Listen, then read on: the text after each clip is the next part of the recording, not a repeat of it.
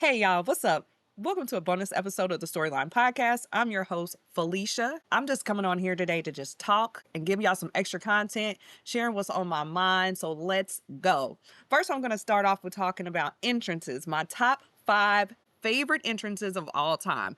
And some honorable mentions, but let's remember that these are my top favorite entrances. You don't have to agree with them. I am going to start off with number 5, CM Punk, Cult of Personality. For me, this is one of the best pops ever and one of the best songs ever. This is an iconic entrance song. When the opening hits, crowd pop. Love it. Number 4, Shawn Michaels, Sexy Boy. Absolutely cheesy, awful, but iconic. I absolutely love it. The strut, the dancing, the charisma. Shawn Michaels made this shit goofy and legendary. This is definitely showstopper energy. I love it. Sexy Boy coming in at number 4. Number 3, Number 3, Edge. I don't know how to pronounce the word, so I'm not going to. Definitely the pyro explodes, guitar riffs, all of that. His 2020 Royal Rumble entrance, his return, definitely immortal. Edge's entrance will always be one of my favorites, and I can always recognize it from a gazillion miles away. The first point 0.5 seconds. Coming in at number 2, Triple H, King of Kings, the water spit, the attitude, all of that.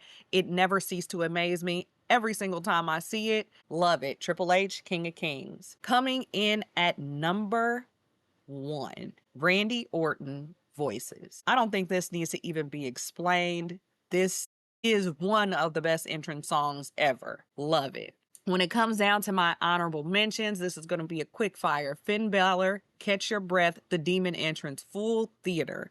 Hulk Hogan, do not get on my ass about this, but Hulk Hogan, real American. Corny, but definitely an era definer. Cody Rhodes, Kingdom, always pops. Goosebumps, especially when the crowd starts singing. You can never leave out Jey Uso, main event-ish.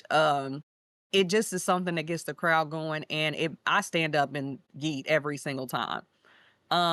Last but not least, Chris Jericho, Break the Walls Down. The lights, the countdown, the explosion, all of it. It is absolutely one of my favorites. Even though it is in my honorable mentions, there are just ones that are better to me, but it is one of my favorites. All right, so I'm gonna move into my rant for this bonus episode. Mercedes Moné, aka Sasha Banks, aka Miss Nine Belts.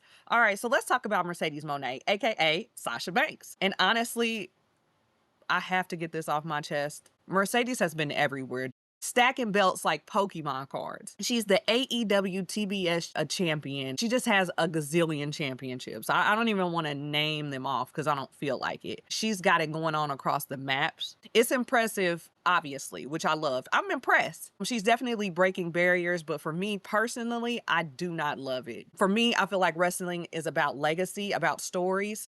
Obviously, my shit's called the storyline. And when one person is walking around with 9 belts, it stops feeling like achievement and starts to feel like greed. She does not need 9 belts strapped to her to prove that she's a star. She's already done that for all of us. She already is. What I want is one run that nobody forgets. One story that defines your career. Legacy beats trophy cases. She's just fucking walking around with belts on her arms, belts on her waist, belts around her neck. I don't understand why that's necessary. And this is not not to be shady or anything like that. It's just when you wash yourself like that, you become less iconic. A belt is one thing, but there are a lot of stars, talent walking around without belts, and they're still absolutely the best. So I definitely respect Mercedes' hustle, but I don't respect the greed. Sometimes less is more, and that's just how I feel about the situation. It is far too much, and again, this is just my opinion. It's far too much. All right, it is PLE week. Clash in Paris is the next PLE. They are over in Paris, France, getting it in. This should be good. Normally I'm extremely excited about PLEs. This one I'm not. I can't tell you necessarily why I'm not excited. It's like, that's cool. The matches that we have so far, John Cena versus Logan Paul. Um, I will be 100% honest at this very moment. As the time is running down for John Cena, I am starting to get sad.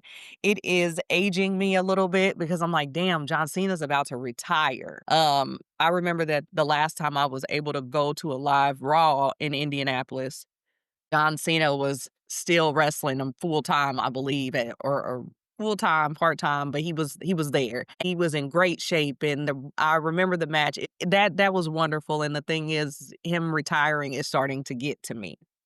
You all know that I am not a Logan Paul fan. However, this match might be very entertaining because, again, for the fifth time, Logan Paul is very entertaining, even though he is not my favorite. We have the fatal four way, I'm sorry, for the World Heavyweight Championship title. Seth Rollins versus CM Punk versus Jey Uso versus LA Knight. I am not loving this. I'm not loving this.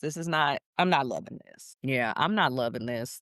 I'm not loving this story that much. I kind of feel like Jey Uso really doesn't need to be a part of this. And that's coming from a Jey Uso fan. I'm not sure that Jey Uso is needing to be a part of this. My outlook and thoughts on Jey Uso will be on the next episode, so I'm not going to get into too much of why. But I feel like Jey Uso does not need to be a part of this match. I am okay with Seth Rollins versus CM Punk versus LA Knight. And even LA Knight, I really want to just see either Seth Rollins versus CM Punk or Seth Rollins versus LA Knight. I don't know. Sometimes these fatal four ways and things like that, it is a little bit too much.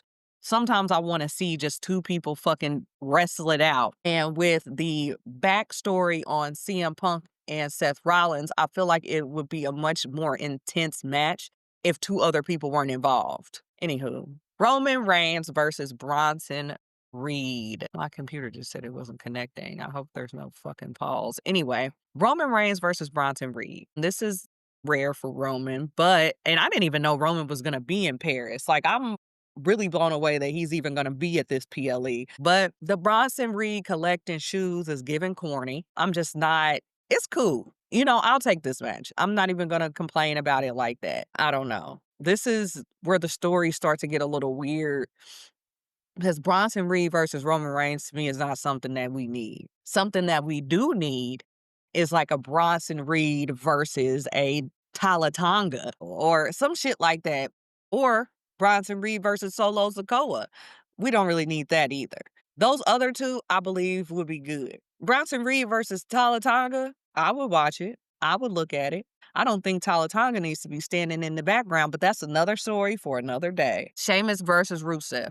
I do not give a damn. How many times are we going to look at this? We've seen it 15 times on whatever SmackDown brought one of them. We've seen it too many times. It's not really necessary, and you guys are going to give it to us again. I don't want to say that it's against our will, but when it comes down to it, I just really don't think that it's necessary. Yeah, again, not necessary. But yeah, we'll see what happens with the good clash in Paris PLE next Sunday, I believe it is. Yes. Moving on, Indianapolis, Indiana will be the first PLE with the ESPN partnership.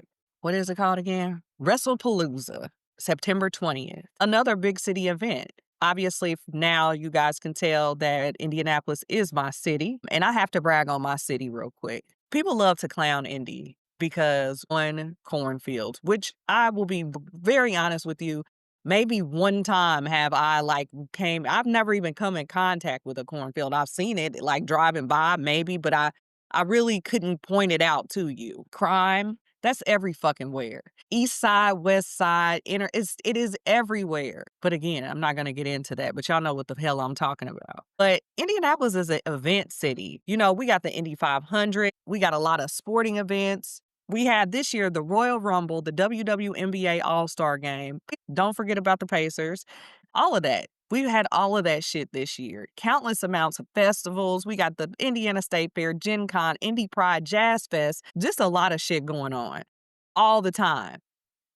And people like to down Indy, but they shouldn't. There's always something happening. There's always something happening here, always. And that's what I love. When something big comes here, the whole city flips a switch. Downtown is packed. The vibe is electric. People are repping their teams, their fits. It feels great. Indy turns moments into memories. And I love that. I'm not understanding why we all get so caught up on, oh, the people in Indy. But what about the city of Indianapolis? Shout out to the city of Indianapolis. Definitely not just crime and cornfields. It's definitely popping over here, okay? I'm going to shout out a couple indie entrepreneurs while I have this second. If you are looking for an intimate event space, check out Proper on Mass Ave. If you're looking for an esthetician, the facials, the makeup, the whole nine, check out House of Nirvana. If you're looking for body products, intimate area products, skin, face, all of that, check out Be Bella. Indy's got some gems, some great fucking entrepreneurs, some great products, some great services. Stop sleeping on us. Stop. And then, as I go into the end of my really quick bonus episode, I'm just going to get 100% with y'all and let y'all know for a second that this is not easy. And what I mean by this is having a job, because I just started a job a month ago and it was part time. Part time turned into full time. Friday, Thursday, I worked 12 hours. Monday and Tuesday, I worked 12 hours. And in the middle, I'm trying to record and things like that. And let me not lie to you, this week I was slipping. This is why I released 2 episodes this week, bonus episode.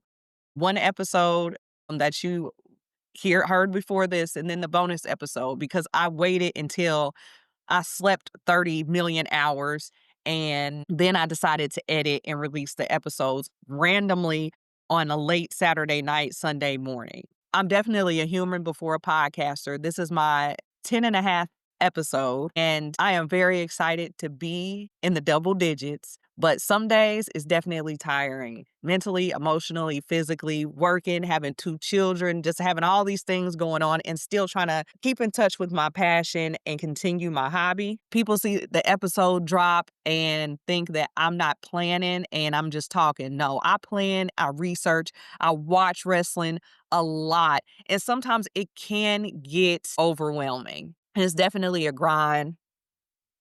There are days where I don't even feel like doing this. I cleaned up my entire house today. I switched my room around. I took like a 5-hour nap. It is now 10 o'clock and I'm recording this episode.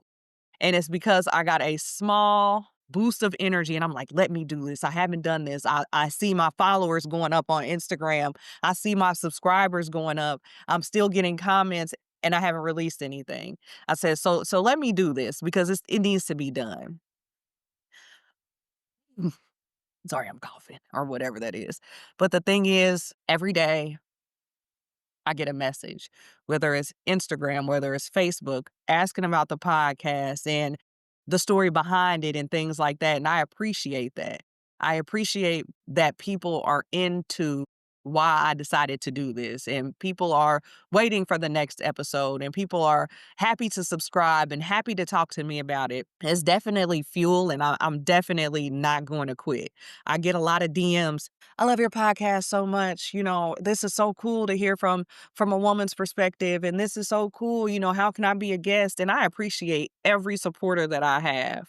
It definitely means everything. And I thank you guys for sticking with me in these 10 episodes. And I hope that you guys will stick with me for the next 10 and the next 10 and the next 10. And again, I just thank you guys so much. And I love you guys so much for riding with me and listening. I am extremely grateful. And that is it for the bonus episode of the storyline. Share, tag me, let's talk storyline. If you're going to Indy, please give it a chance before you start talking shit. Wrestling fans, we outside September 20th, WrestlePalooza. I'll talk to y'all next week. Peace.